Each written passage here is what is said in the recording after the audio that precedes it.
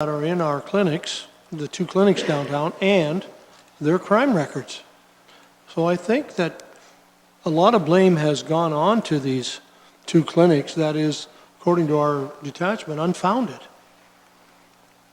And there was other discussions as to where they feel a lot of the problems are. Well, I'm not going to get into that tonight.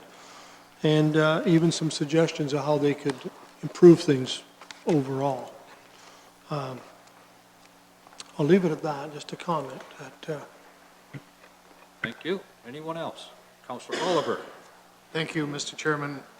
I, like every other councillor, read this report carefully, and I must admit, Matt, when I got to your 2 options that are listed on page 107 of our agenda, page 9 of the report, I thought to myself that option 1 seemed to be a reasonable approach, and that you identified we've got 7 different zones within our zoning bylaw now where doctors' offices or clinics are permitted, and for us to perhaps implement a new zoning policy that would direct the opioid replacement therapy clinics only away from, for example, the central business district zone was not unreasonable and would not infringe in any substantial way with people's rights. Are you willing to comment on that in terms of either the geographical area represented by that one zone versus the other 6? Or do we have a central business district in every urban community or only in Simcoe? So even though it might solve a problem, Simcoe wouldn't necessarily elsewhere. Is that not a reasonable option that would still protect people's rights, but at the same time also protect, I guess, business interests in our central business district?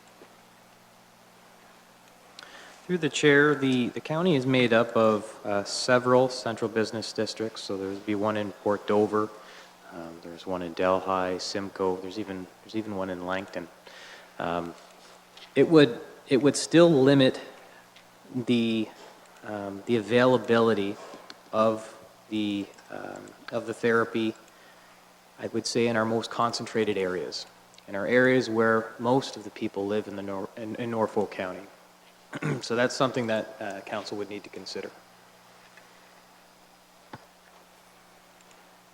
Okay, Councillor Height. Thank you, Mr. Chair. Through you to planning. It's mentioned here like the Rights Code is because of the equal treatment and accessibility for persons with disabilities to all facilities and services. So what would be the service level? We have, what, 3 clinics in a population of 63,000. So would that service level be fulfilled with those 3, or do we need 30 to fulfill that service level? Who would define that?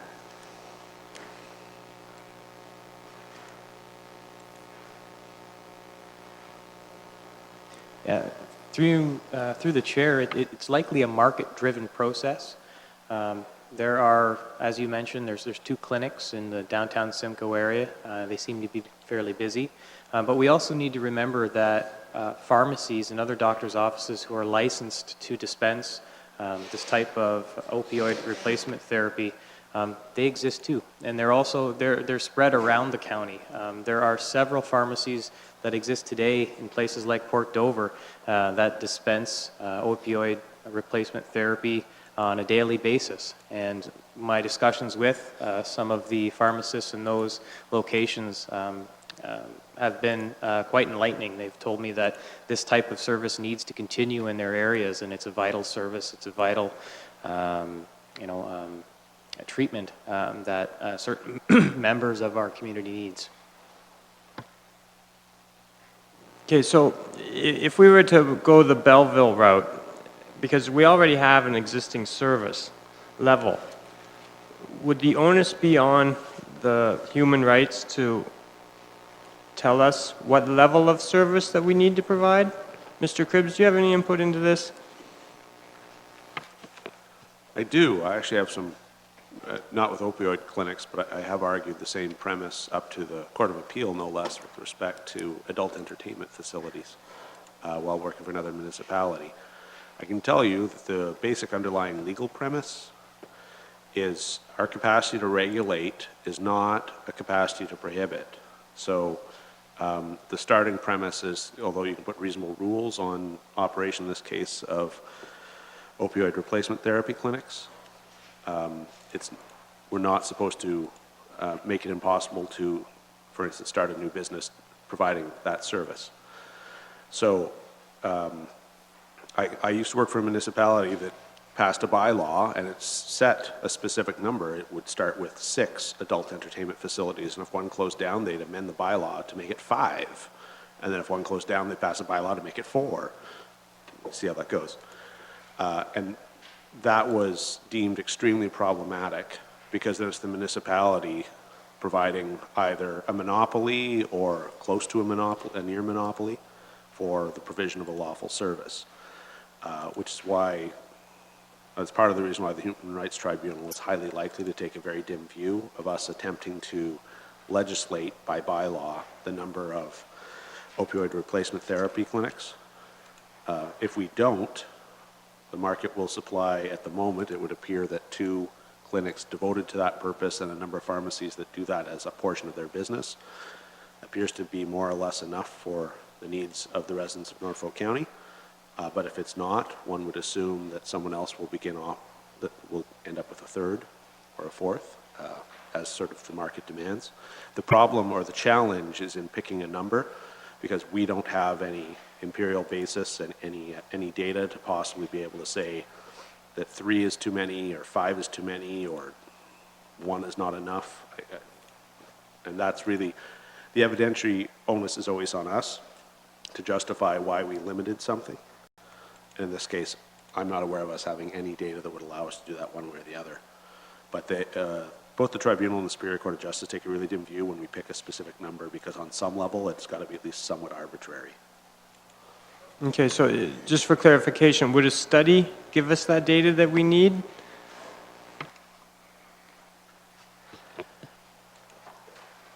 It is possible that if a study gave us data and the data were reliable, you can make policy decisions of any number of types when you have independent data to make better decisions. Certainly in the absence of the data, I can't see how any limitation would be defensible. In the presence of data, that may well be the case. Nevertheless, I entirely agree with the general thrust of Mr. Vaughan's presentation, and this has been written by a number of staff members, that this does reflect our best advice to you on this issue. Okay, so just one more, Mr. Chair, and that's for clarification, the interim control bylaw that we introduced to stop the adult entertainment, we didn't know at that time, or staff didn't know at that time, that you couldn't use it again within the 2 or 3 year window. So that wasn't a tool that we ever had to use by the Ontario Human Rights anyway, was it? No, that's correct. That was a policy decision you made to enact that, to use that legal tool. It's sort of the thermonuclear button municipalities have in the planning world, so that you can only use it once in any 3-year period for any purpose. And then when that elapses, you can use it again for any one purpose, and then not again for anything else for 3 years. Thank you. Councillor Brunton?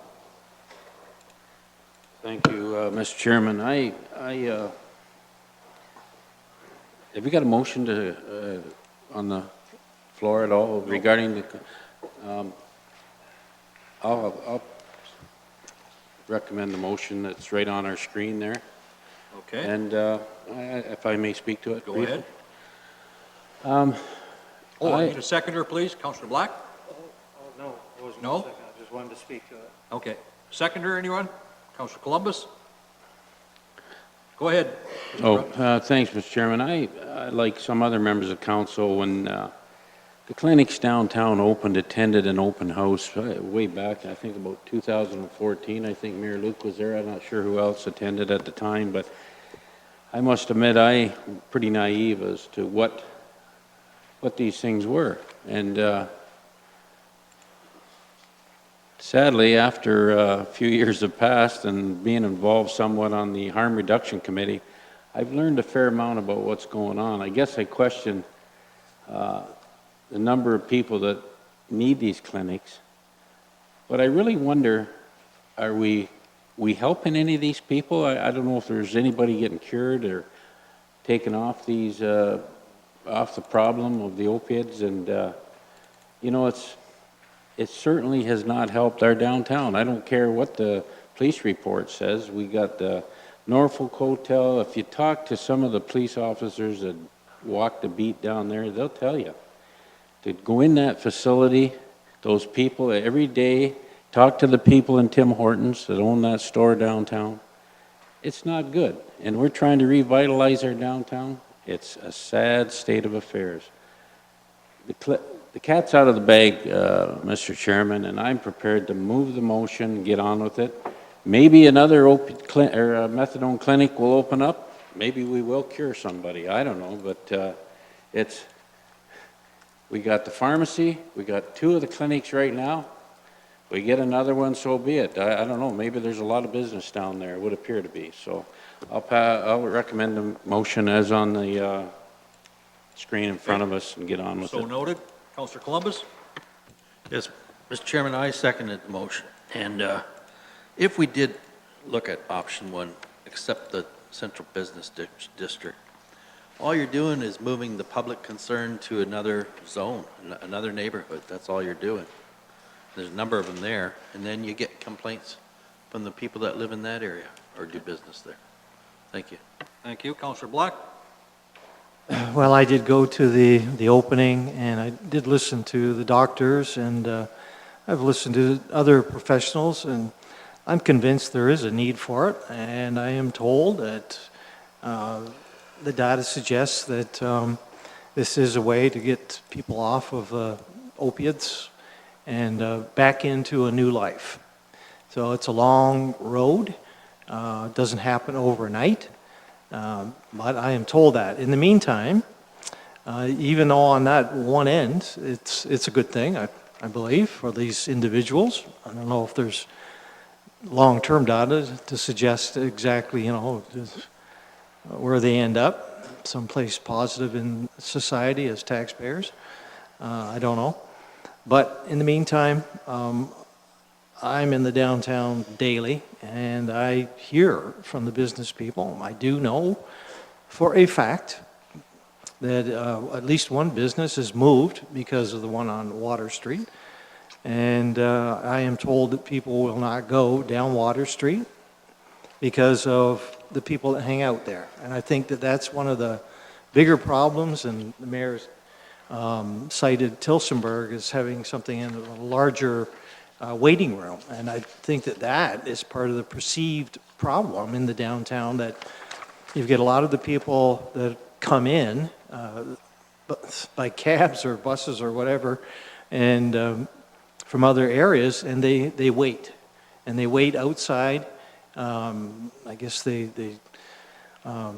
receive their dosage, and then they wait again. So that's part of the problem. But in the end, I think it's an uphill battle. We're not going to be able to do anything about it. Like Councillor Columbus says, you deal with here, it's going to pop up someplace else. So really, you know, what should you be doing? I think even with the vacancy rate, the vacancy incentive or that sort of thing, rather than looking at all these individual elements that seem to be adding to the decline of our downtown, specifically Simcoe, I really think you need to look at a bigger picture.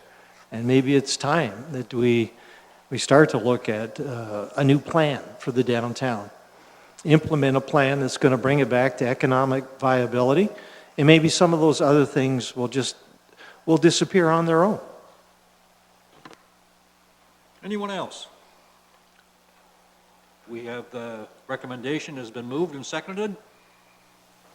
All those in favor? Opposed? That is carried. All right, let's go over to page 151 of our agenda. This is the proposed sale of Lot 24, part of Lot 25, Lot 40, and Lot 53, Plan 251, Hastings Drive in Long Point. Who's got this? Ms. Darlington? Oh, okay.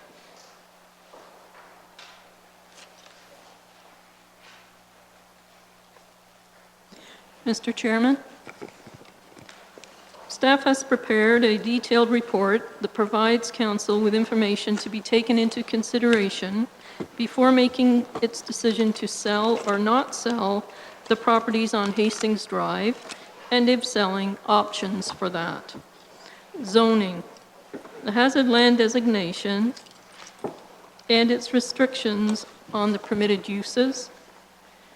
Ontario Municipal Board hearing.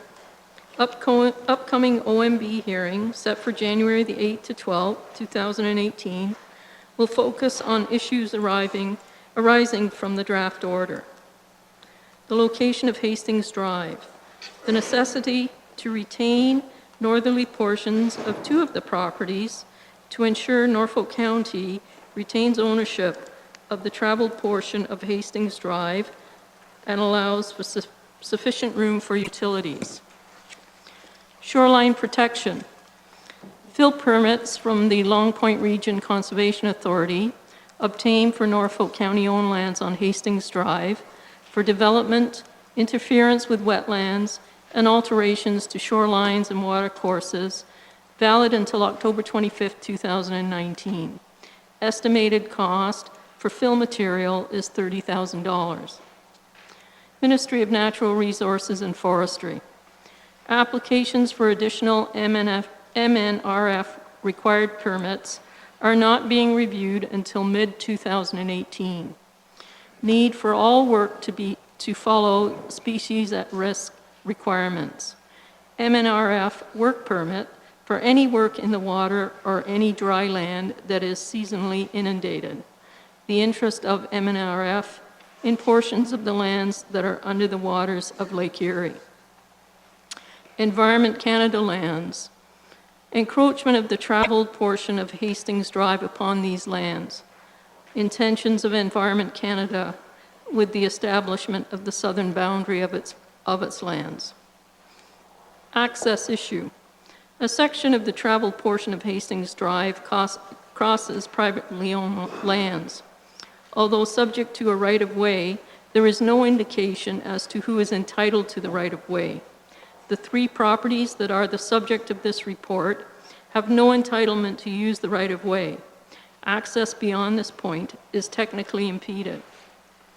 Summary. The outcome of the OMB hearing cannot be determined.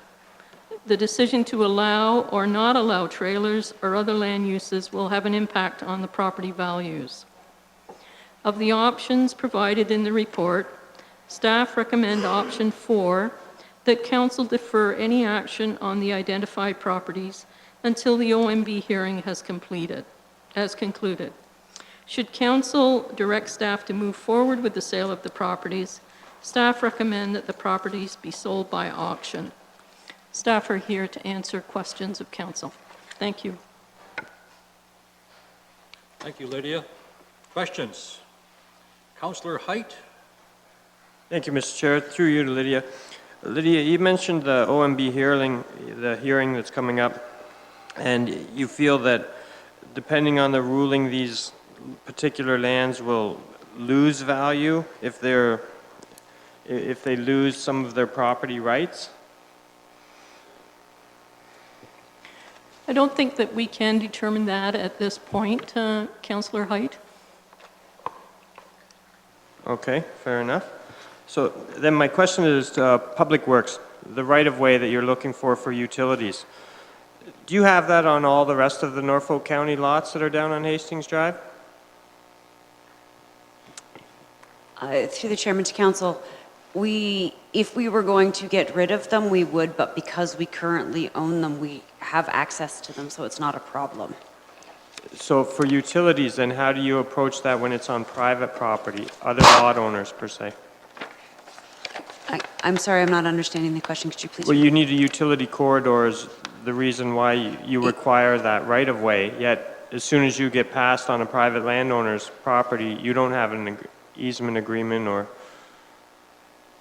agreement to go on their property. How would you deal with utilities in that format? I'm sorry. I'm sorry. I'm very much struggling with the question. Okay. Typically, in a right-of-way, we have 20 meters, and a small right-of-way would be 20 meters wide, and we have sufficient room to do that. Right. In this particular case, typically the traveled portion is centered in the center of the right-of-way, so you have 10 meters from the center of the right-of-way to the edge, and that includes the traveled surface of the road and any other infrastructure that we want, whether it's buried utilities or if it's private utilities, whoever it is, they're located on that. As it stands right now, we do not have that area on county-owned lots because we haven't fully addressed how we're going to deal with the right-of-way, the traveled portion of the road not being centered in our existing right-of-way. The direction from council was to wait until after everything was sorted out with the OMB before we dealt with the property ownership with respect to the road, but we would certainly be seeking from all of the other property the same space in the future going forward. Okay, my question to you, and maybe I can explain it better if you look at the picture, page 160. The landowner owns both sides of this. You're asking to take off a 15.24 or 50 feet from the middle of the road. I guess that's what that is. 33 feet from the middle of the traveled portion of the road. Okay, so, and that is so that you can have a utility corridor? That is to give us the proper right-of-way width. It's not necessarily a utility corridor. It's a right-of-way is typically 20 meters from the, usually centered on the traveled portion of the road. And that's Okay. what that achieves. So- So going forward, once the OMB, following council's direction, once the OMB is sorted out, we'll be dealing with acquiring the rest of that from all of the other property owners on either side of us as well. But there's no point in selling the piece of property and then having to negotiate with the people who purchased the property to get back the land that we just sold. Right, which makes sense. I just can't see that you're going to have to go through all of these lots and buy all these little individual chunks for not one good reason that I can see. That's where losing me there, because you can see the road, you can see the road allowance through there. You can see the traveled portion of the road, yes, not the road allowance, but you can see the traveled portion of the road, yes? Mm-hmm. But the traveled portion of the road is substantially smaller. You know, in an urban area, the traveled portion of the road would be give or take 9 meters wide, but the actual right-of-way is 20 meters wide. Mm-hmm. And that's standard in even a rural area too, for ditching and all for that sort of stuff. So what we're saying is that we need a standard right-of-way width through here, and they're typically centered on the center line of the traveled portion, and that's what that piece is for. Right, sorry, Mr. Chair, we have it surveyed. You can see where the road should be on that line. Never mind the traveled portion, the actual road allowance that county owns is there. By rights, that road should be there. But it's not, because it meanders all back and forth through there, so you're randomly picking the center of a road that's not in the center. Correct. Because the road, because of where, forget Hastings Drive. Anywhere else in this municipality, we have lots of other situations where our road is not centered in our right-of-way, and we've been taking road widenings and stuff like that to get the center of the traveled portion of the road in the middle of the right-of-way. That's a standard procedure. We have lots of things that when all the land title stuff was converted over, historical given roads that became forced roads that are now municipal roads, sorting out the right-of-way is a very common thing that we're doing, and what we do is we center the traveled portion of the road in the middle of the right-of-way. Right. So this is just a standard practice for sorting out the right-of-way issues.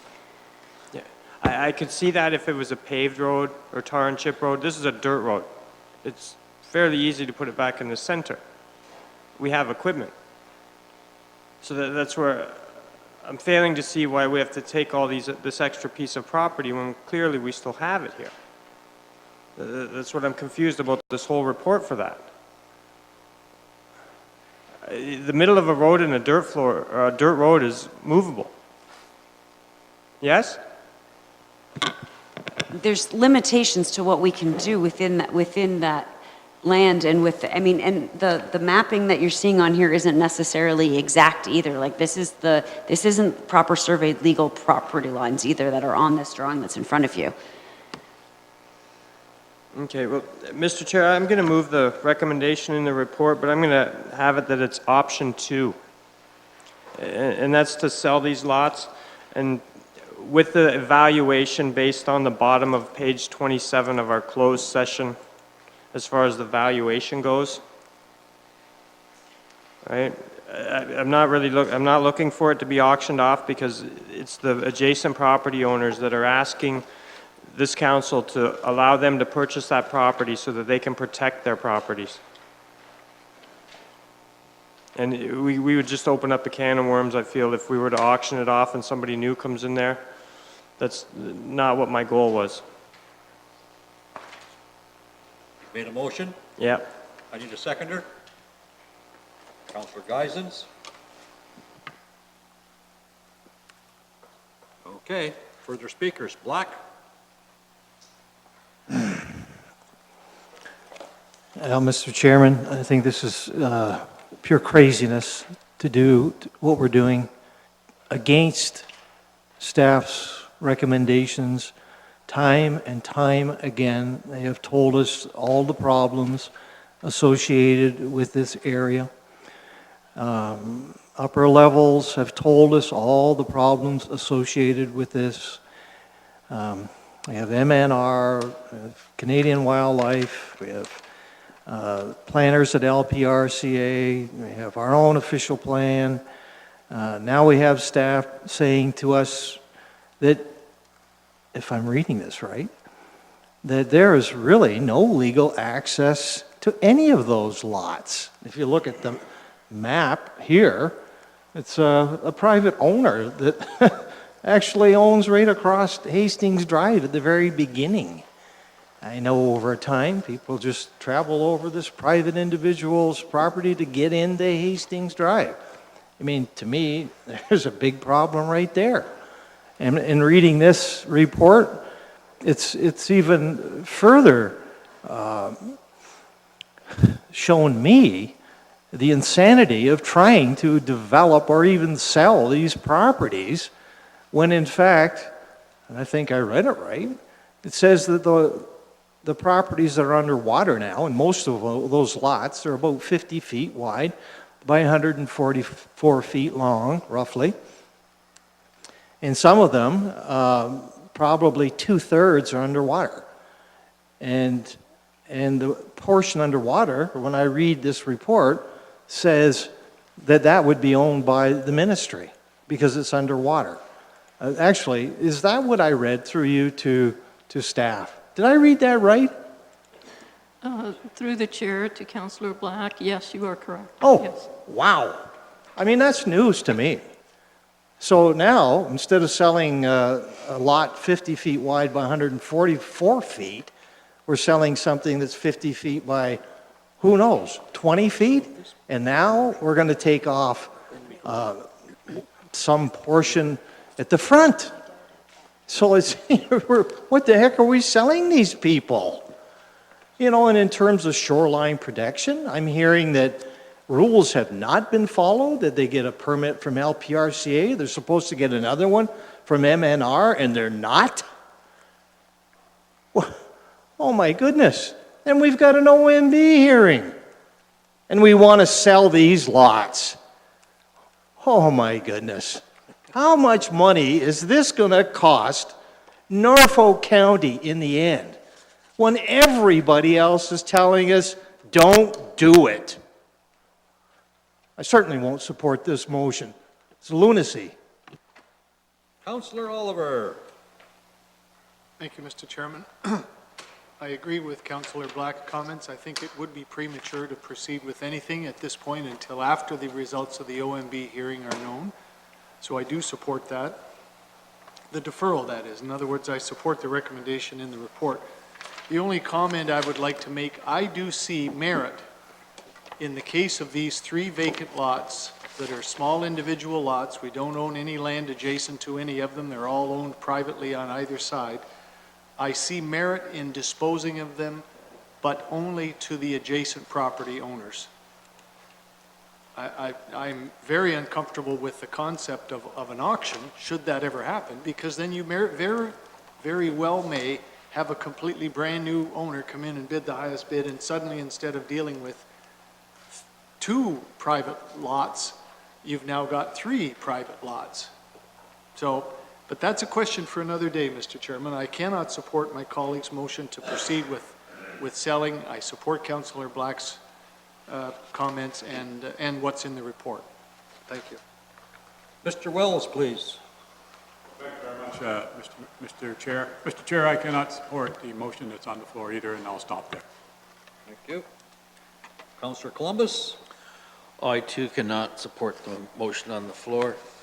I think it's absolutely vital that no action be taken until we get some conclusion from the Ontario Municipal Board. And if that fails, I will move the recommendation that's printed on page 151.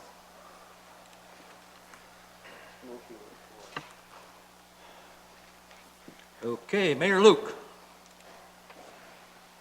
Well,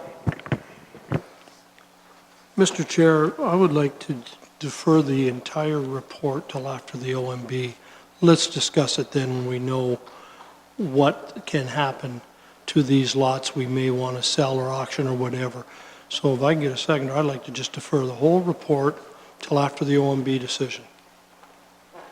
Okay. Motion for deferral takes precedent over anybody else who wants to speak here.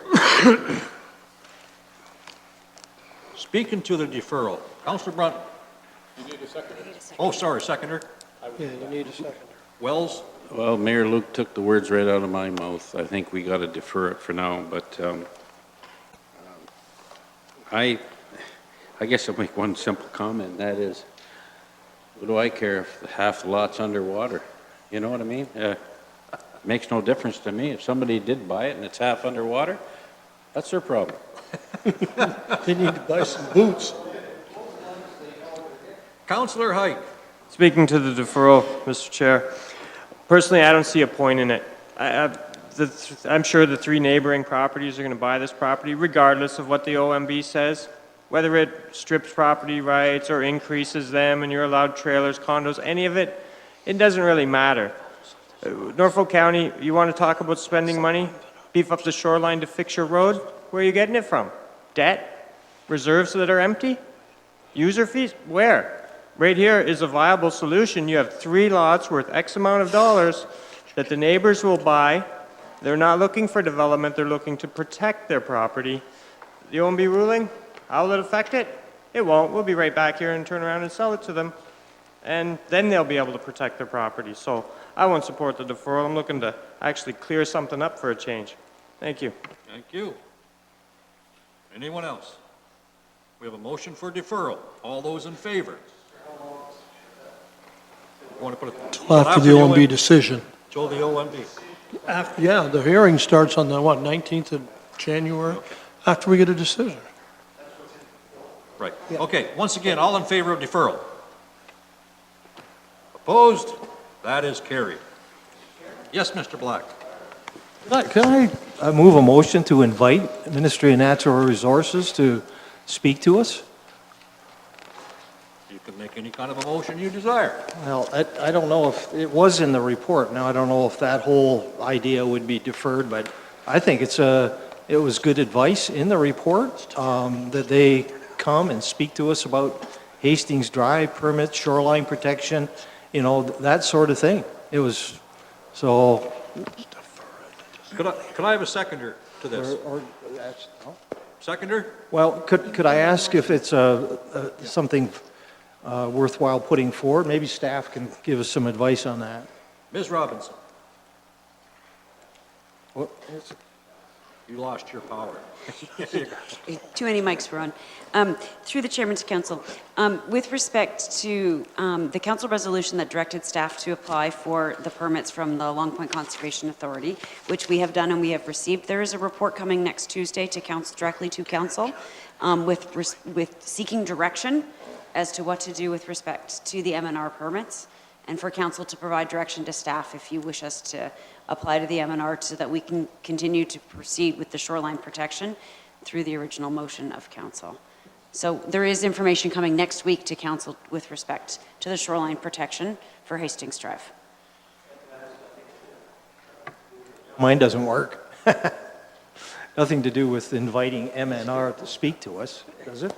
Are you suggesting we wait until the report comes?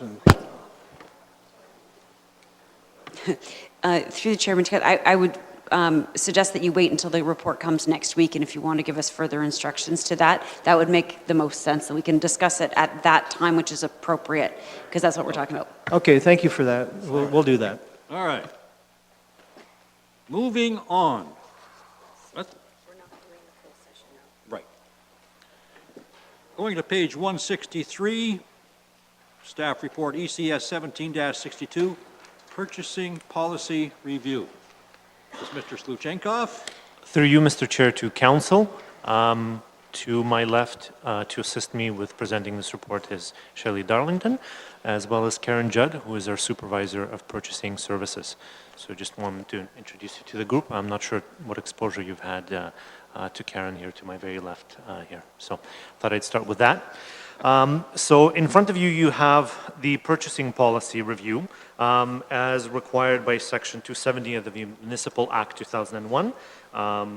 Municipality and local boards need to have these policies and need to review them on an ongoing basis. Our particular purchasing policy was reviewed extensively in 2011 with the assistance of external legal counsel to make sure we're on board and we're following best practices, and our policy is as robust as it can be.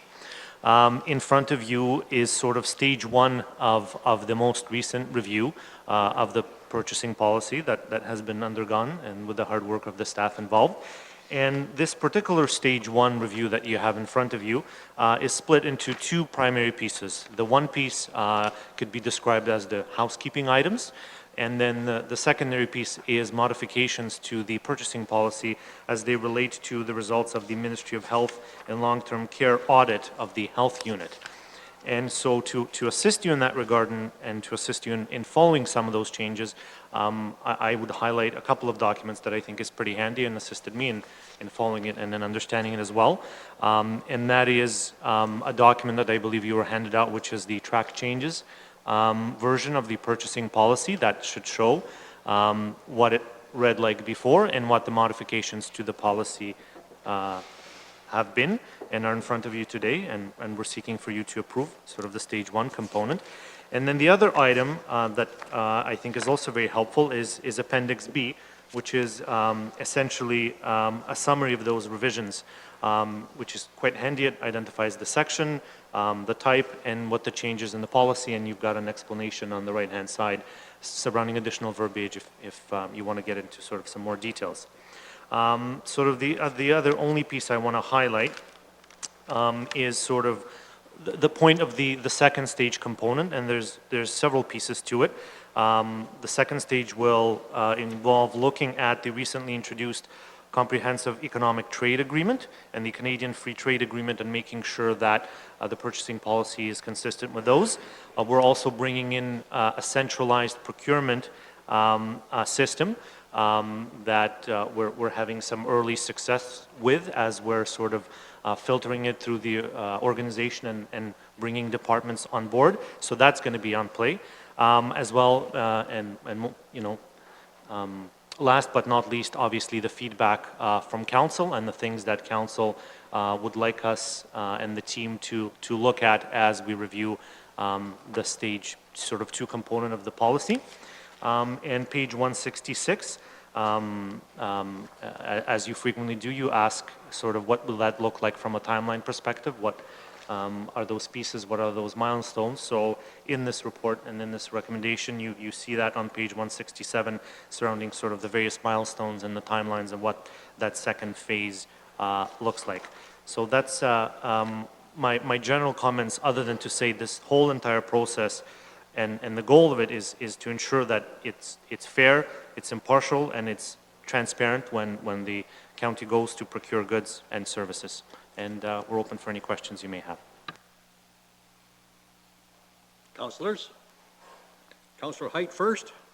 Thank you, Mr. Chair. Through you to the GM of ECS. I'm reading the first page here, and I was really expecting something a little more, to be quite honest with you. Goals of the policy, they're pretty bland.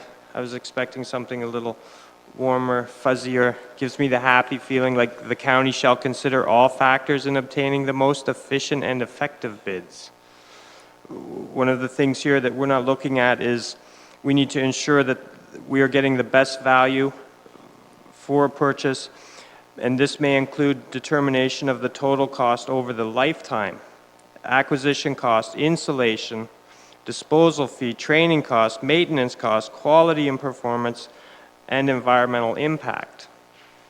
Right? There's certain things, I'm sure, as someone who goes and buys an appliance at your home, you would say look for energy efficient equipment because you know hydro is very expensive in Ontario. This purchasing policy doesn't address that. It doesn't address disposal costs of equipment. Okay, so, you know, there should be, you know, with regard to the preservation of the natural environment, because are we adding to the landfill starter kit when we buy things? We might want to look at that. That's sort of the future, right? You know, we need to encourage an open and competitive bidding process, which takes me to page 18, I believe it is. This is on the report over here that was on our desk, and we're looking at advertising. And we have here any requirements exceeding 100K must be advertised to comply, but it doesn't actually tell you what's the minimum amount before we actually post it online. Through the chair, the minimum amount is $50,000 for posting online on the Norfolk County website and on the Ontario Public Buyers website. However, we have many issuing departments that post it on our website for less than that. And with centralized procurement and moving to an electronic method, that's going to become a lot easier in the future to post all levels of bid opportunities. Right, what I'm looking for in that, Ms. Darlington, is everything over 10K gets posted on the county website. This will have a few effects, that local suppliers will tend to look locally at our website and pay attention more. There'd probably be some other guys out there that would look for the bigger ticket sales, but our local guys would follow that. Through the chair, that's a great suggestion, Councillor Height, and relatively easy to do once we transition into that bids and tenders. But even as we move forward into that, that's something that we could probably implement relatively easy. Okay, and in the bids and tenders you speak of, that's going to be norfolkcounty.ca/bids and tenders. That'll be part of our website, something to that effect? Through the chair, that is correct. It will be a link that will tie over to that system, but you'll get it off of the Norfolk County website. That's correct. And Okay. there's also a self-registration.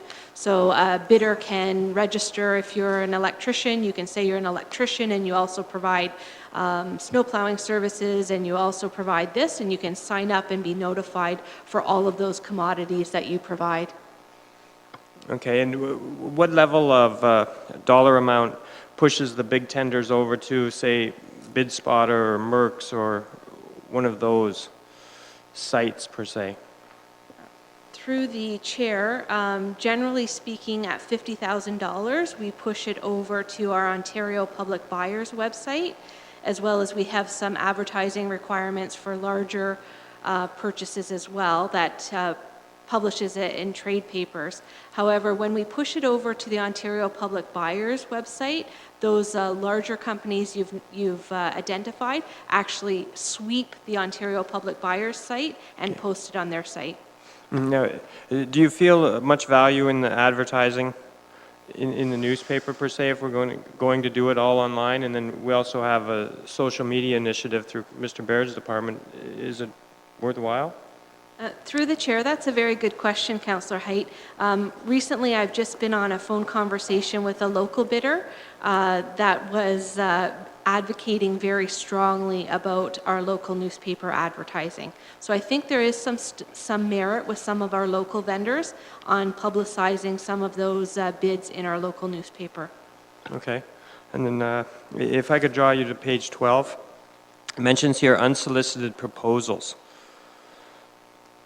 Right. Unsolicited bids may be accepted and a contract entered into for a maximum of 1 year without any competitive bid process, providing the total annual expenditure is less than 50K. So this is unsolicited proposals. They can come to general managers or managers of corporate support services and bypass the bidding process. Now, if you look on page 23 of that report, where'd it go? You will see the reporting and approvals section. So 25.1.3, despite any other provisions of this policy, the following procurements over 50K are subject to prior council approval. That whole spot doesn't sit well with me, that an unsolicited proposal can come forward under 50K and be put through the management level. I don't feel that's enough oversight there. I'm not sure how we would adjust that. All right. Through the chair, we will take that feedback, Councillor Haight, that you've provided and do some more analysis on unsolicited proposals. I'm just speaking with Karen here.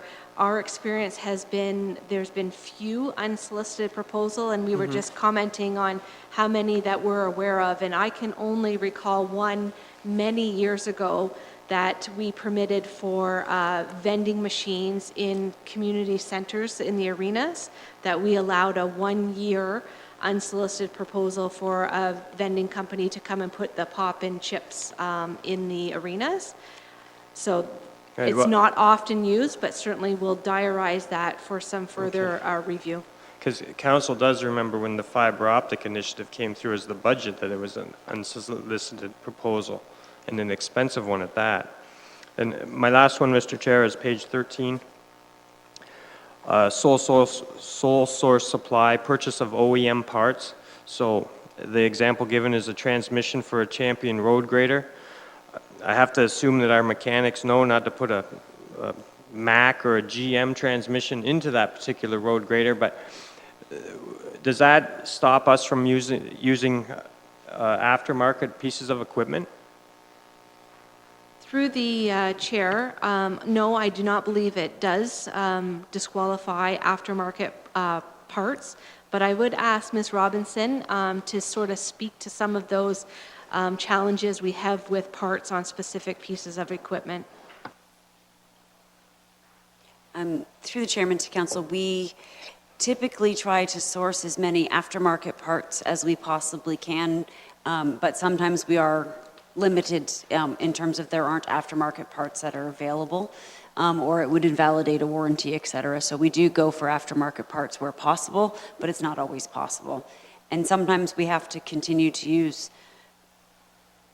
sort of very specific parts until our warranty expires, and then we can use other parts after that too. So we always look for the cheapest alternative in terms of the overall holistic length of the time we're going to own the equipment.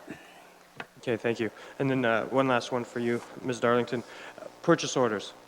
That's how we're going to be handling all of these purchases from now on? Through the chair, that is correct. As we transition over to our centralized procurement model, it will be much more streamlined, much more efficient, much more regulated. And right now, a purchase order is required for any purchase that is under $5,000, and finance will not process that invoice without a purchase order. We also have a bid award summary. For any purchase over $5,000, staff have to disclose it on the bid award summary, and council will recall you get a semi-annual report on those bid award summaries. But with the centralized procurement agent and the centralized system that we're implementing, it's much more regulated. So just for clarification, implementing or in the works, like working right now today? Through the chair, I use the word implementing because we have one division that has been, we've gone live with. We're currently working with our general manager to decide the next 2 division areas that will come on board. So in 2018, we're aggressively moving forward to getting the rest of the county on centralized procurement. Do you expect all of them to be online in 2018? All departments? Through the chair, our goal is to work exponentially as possible, and I think we're looking at some of the 2 larger divisions to bring on board in 2018. Appreciate that. Thank you. Councillor Oliver. Thank you very much, Mr. Chairman. I apologize to staff for having my back to them, but I got to keep referring to my report here. My first comment or question, Mr. Chair, is on page 167 of our agenda, page 5 of the report, at the top of the page. And I appreciate that this reference was included in the report. And this, of course, was from the fall economic statement of the province, whereby, and I'll just quote from the report, the minister announced initiatives to help small businesses access provincial procurements by dedicating 1/3 of Ontario procurements to small business by 2020. To me, that is a positive move. I'm glad to see it. I don't know how they can do it in relation to their Discriminatory Businesses Practices Act, which is what is always thrown up to us as the reason why we cannot do exactly the same kind of thing. And staff, I acknowledge that they've said they'll continue to monitor, and I only am asking that we monitor this very closely, because to me, this is what we should be allowed to do, in a sense, and yet I know under our present purchasing policy we can't. My next point, Mr. Chair, is on page 10 of the report, 179 of the agenda, and it's in relation to our 2 envelopes process system for RFPs. And I know, Council, we've all struggled with the 2 envelope system at times, and I've got 2 requests to make if possible. And the first one is that relative to the evaluation criteria and process, that should be somewhat consistent across all departments. Right now it says there that it shall be approved by the manager prior to the issuance of an RFP. I feel that this system, if we're going to use it, should be consistent across every department. And it's also my request somehow that and I believe we've been told by staff before that this could be done, but one of our evaluation criteria needs to be the amount of experience the particular bidder has had within Norfolk County. They don't have to be a Norfolk County business necessarily, but I think it is a legitimate thing for us to ask and evaluate how much experience that company or that supplier or that service provider has had within our county. So I would like that to be formally included as one of the evaluation criteria and a number associated with it, i.e. 5 points or 10 points, whatever it might be. The other one I want to comment on, Mr. Chair, in section 4.5 there is 4.5.5, and that is, and I accept this, the details of proposals or financial information are not publicly disclosed. But it is my position that Council does and should have the right to see the results of those evaluations, albeit in a confidential form if necessary, but I would like that to be incorporated into the policy somehow, that Council shall be given the right to see the evaluation data for any RFP when they request it, or as a matter of course. And the only other one I want to comment on, Mr. Chairman, is the one that Councillor Height brought up, and that is, and I agree with him 100% on this, under what minimum level of purchase we would post it on our county website. He suggested 10,000. I was going to say the same thing exactly, and I'm glad staff are prepared to look and incorporate that. So thanks. That's it for now.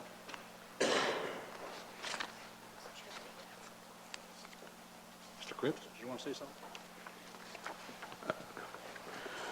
With respect, on behalf of the staff, I'd like to suggest if I deal with them in reverse order, you can certainly add in language that says you have the right to look at the data as a result of the RFP, but you already have that right. All of our power, except for the few of us who have statutory authority under different pieces of legislation, all of everything we do comes as a result of you having delegated your original authority. It's you. All power resides with County Council.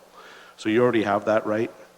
We'd certainly suggest in the strongest possible language that you shouldn't be doing that on every time we go to RFP, because ultimately we're running an organization that's more than $200 million, and we have to look at the big issues rather than go through the fine paperwork of every single file. That being said, you already have that right. Anytime, any file you wish to ask, you've already delegated it to us. You can undelegate, or you can just ask to look over the paperwork. You You have that right now, you'll have it next year, you'll have it the year after. You can't take it away from yourself. We can add it in, but to be abundantly clear, you do have that right as a group, not as individuals, but we can show it to council as a whole. So you have that right.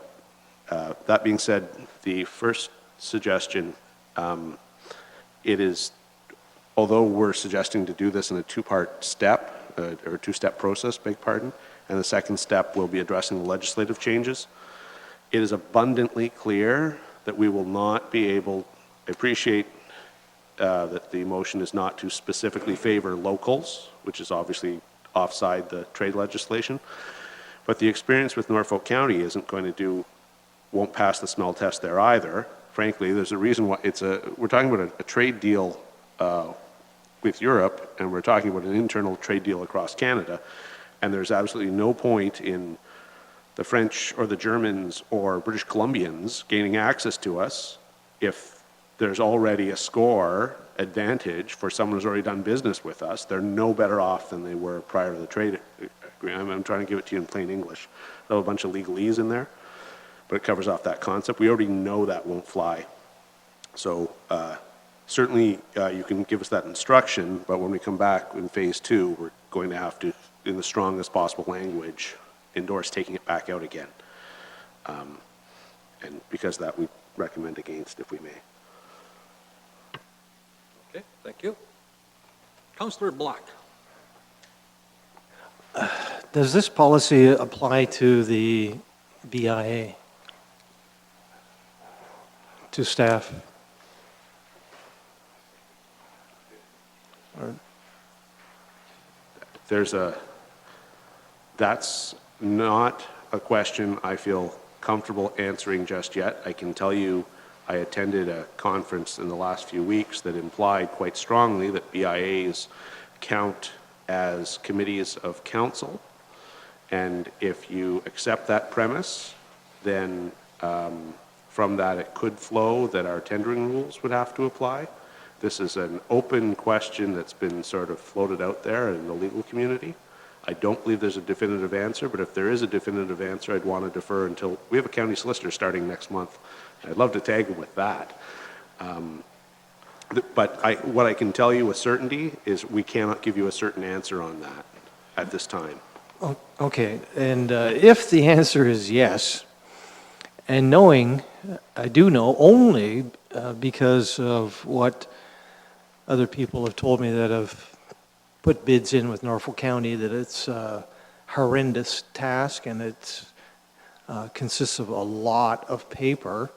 I know the BIA really doesn't have the expertise to fill out all that paper. Probably would have to hire a new staff member, which the businesses wouldn't like because then the BIA taxes would go up. I do have a question, Mr. Chairman, through you to staff, in terms of the paperwork. Is there any opportunities, or have you taken or identified the fact that, the paper is, there's so much paper required. Is there any of it that you can eliminate? And I think you're dealing with different organizations, size organizations and groups, and maybe on some of them, I can see the real complicated ones that, yeah, you need a lot of paper. But some of the smaller ones, do you really need that much? Through the chair, it really depends on the dollar threshold that we're dealing with. So when we go out for a quotation that is $10,000 or $15,000, the amount of paperwork is less than we go out to a $5 million project. So it does vary depending on if we're issuing a formal quotation, an informal quote, or if we're issuing a request for proposal or a request for tender. So it does vary. And certainly with our electronic system, it should streamline some of that paperwork requirement as well. So it's a work in progress, and it varies depending on the project that we're bidding on or procuring. So I'm just wondering, do you get that same complaint from some of maybe the smaller groups or businesses that are bidding in the local area? Do you receive that complaint that it's a horrendous task to fill out all the paper and all the copies? I'm aware of, through the chair, aware of one issue that was brought forward to Councillor Wells this year from a local provider that was interested in bidding on, believe concession operations, and they quoted a large number of pieces of paper